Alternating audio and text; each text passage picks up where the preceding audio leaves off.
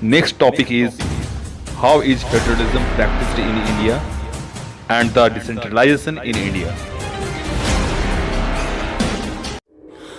The most important test for this success with the creation of linguistic states, language policy, and center-state relation. At the time of independence in 1947, there were many states. There had more than one local language. However, in 1956, under the State Recognition Commission, the states were created on the basis of language. During that time, many small states disappeared and new one came to be existence. Did you know? Earlier, Bilaspur was an independent state till 1954. Later, it merged as a district of Himachal Pradesh. In 1966, Haryana was created from the state of Punjab. Some states like Nagaland, Uttarakhand, and Jharkhand were created to recognize their culture and ethnic differences. The formation of linguistic states has made the country more united and easier to administer. Another test for the success of the Indian Federation was the framing of language policy in a multilinguistic country. The census of India held in 1991 identified 1500 distinct languages into 114 major languages. Although 114 major languages, our constitution recognizes 22 scheduled languages. Earlier, there were 21 scheduled languages in India. Hindi is the official language, although there are some states also that conduct official work in their own local languages. Our constitution did not give the status of national language to any one language. Hindi is not a national language. Hindi is mother tongue language of only about 40% of Indians. Hindi was identified as the official language. According to our Constitution of India, use of English as an official language was to stop in 1965. After this, many non-Hindi speaking states demanded that English language should be continued as an official language. So many people started opposing against this order. In Tamil Nadu, this movement took a violent form. After this, according to Official Language Act, the central government responded by agreeing to continue the use of English language along with Hindi as official language. Restructuring and division of powers between the central and the states is another factor that contributed to the success of federalism in India. At the time of independence, the central government and the state governments were ruled by the same political party, namely the Congress. After 1967, when some political party formed the opposition, came to be power in different states. The relations between the central and state government began to change. The central government often misused the powers and dismissed the state government led by the rival parties. This was against the federalism. After 1990, all this changed and a coalition government formed in the center. Regional parties became more powerful in the states and different parties formed an alliance. For example, the UPA and the NDA. Under this arrangement, the cultural power sharing and respect for the autonomy for the state governments spread in India.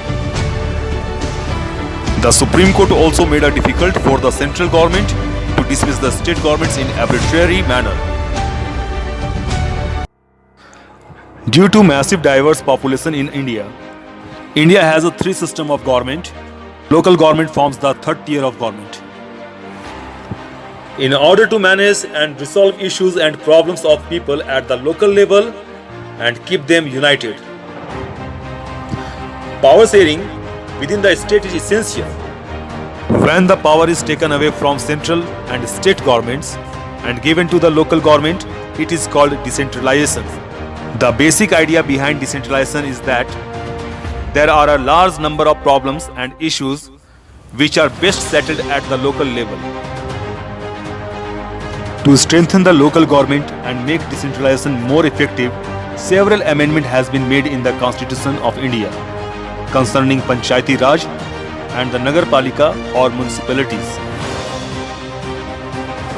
According to this amendment, it is mandatory to hold regular election for local level bodies. Seats are reserved in the elected bodies for the scheduled caste, scheduled tribes and other backward classes. And 1/3 of all positions are reserved for women. An independent state election commission has been created in each state to conduct panchayat and municipal elections. Moreover, the local governments are required to share some powers and revenue with local government bodies. Let's now take a look at the local governments of their existing in rural and urban India. The rural local government is popularly known as the Panchayati Raj, consists of Jila Parishad, the Panchayat Samiti and the Gram Panchayat. The Gram Panchayat is decision-making body present in each village or groups of villages. It consists of ward members called Panch and the president called Sarpanch. They are directly elected by the adults of the ward or village. The Gram Panchayat works under the supervision of Gram Sabha that consists of all the voters in the village. It meets twice or thrice in a year to approve the annual budget of the Gram Panchayat and to review the Panchayat's performance. The Gram Panchayats together form a Panchayat Samiti, also known as block or mandal. The members of this body are elected by the members of the Panchayats in that area. All the Panchayat Samiti together form a Jila Parishad. Members of the Lok Sabha and the members of the Legislative Assembly, along with some other officials, are the members of Jila Parishad. The urban local government or the Nagarpalika comprises the municipal committees in towns and municipal corporation in big cities. The members are elected by the people. The three-tier system of government is the largest experiment in democracy conducted anywhere in the world. However, it is facing a few problems also. For instance, Gram Sabhas are not held regularly, adequate resources are not given to the local bodies. In certain cases, the state governments do not transfer the powers to the local government. Yet, this system has 36 lakh representatives in the rural and the urban local government and the significant participation of women. Despite certain problems, the presence of local government and decentralization of power made our country more democratic.